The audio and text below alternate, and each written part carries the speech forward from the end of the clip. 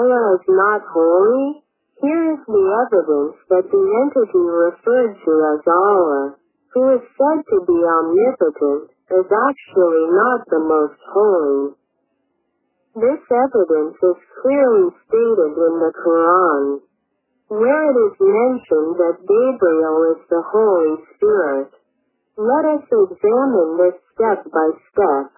The Holy Spirit is the Holy Spirit belonging to the Most Holy, that is, God the Creator.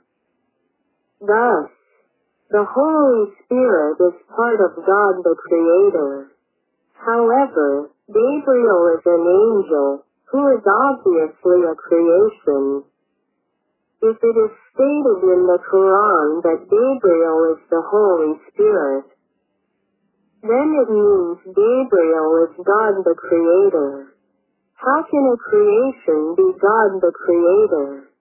If so, Gabriel is holier than the Allah worshipped by Muslims. From this explanation, it is clear that the entity worshipped by Muslims as Allah is not holy, which means it is not God the Creator. Then, how can an unholy entity be said to be the Creator and Almighty? Another piece of evidence that the entity worshipped by Muslims is not God the Creator can be found in Surah An-Naml 91. Indeed, I, Muhammad, have been commanded to worship the Lord of this city, Mecca, who has made it sacred, and to whom belongs all things.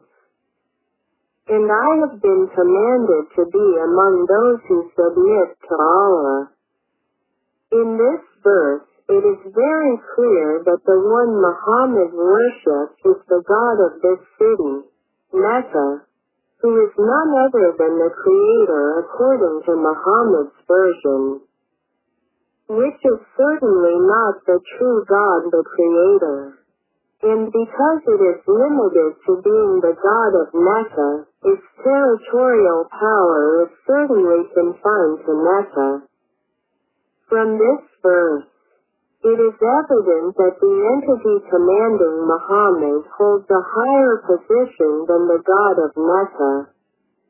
Muhammad considered the God of Mecca as the Creator, as seen in part of the verse, and to whom belongs all things. And because there is a higher power above it, the position of the God of Mecca can be said to be just a local God confined to the earth's surface. In reality, Muslims to this day still believe that what they worship is the true God the Creator. If Muslims still believe that they are worshipping the true God the Creator, then indirectly, they are acknowledging the concept of the Trinity, as the Almighty Creator can manifest Himself, as the Holy Spirit, and even as the form of a human born of the Holy Spirit, namely Jesus Christ. By acknowledging the concept of the Trinity, they thus recognize that Jesus is a manifestation of God the Creator. This is very important for Muslims to always remember, that the God of Mecca, Allah, worshipped by Muhammad is the one worshipped by Muslims. Until now, Muslims have not realized that they have been subordinating their God of Mecca by expressing allegiance to their God of Mecca through the Shahada, rejecting the existence of the true God the Creator, and solely worshipping their Allah, the God of Mecca. Even fasting in Ramadan is done purely out of love for Allah. So why do Muslims still subordinate their Allah? Even though Muslims have been given a prophet, Muhammad, a book, the Quran, and have declared their loyalty to the God of Mecca to believe in their Allah over the true God the Creator. Have they not thought that in the afterlife, the God of Mecca might hold them accountable for their honesty and their faith toward Him? Perhaps the God of Mecca might come during the night while they sleep to question their loyalty, as some Muslims might secretly believe in the true God the Creator in their hearts. Shouldn't they be like their prophet, who openly declared that he was commanded only to worship the God of Mecca, the Creator according to Muhammad's version, who resides in Mecca? Specifically at the Kaaba, faith is a human right that cannot be contested by anyone, even if the entity believed in only resides on the earth's surface.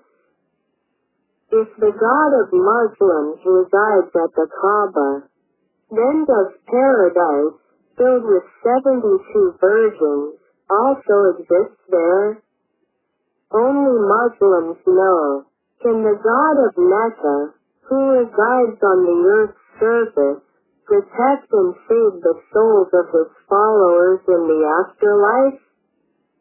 As far as we know, the only one who can save human souls in the afterlife is the true God the Creator, because we are all His creation and will certainly return to Him.